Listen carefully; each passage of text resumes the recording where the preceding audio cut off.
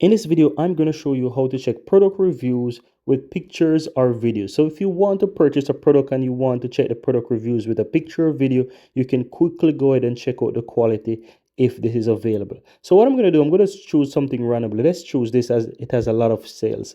And in order to check product review with a picture or video, you want to scroll down under the review section, and you can basically tap, for example, most recent. It's going to pop up and show you item reviews, right? So you can go ahead and you can see that.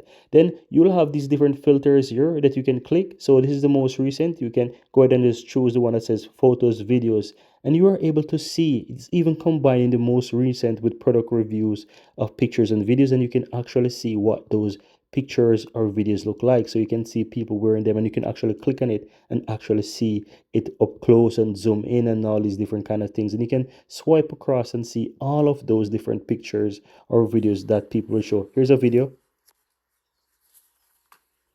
right? So it's good, guys. This is how you can easily go ahead and check a product review with a picture or video on Temu. Very easy and very simple.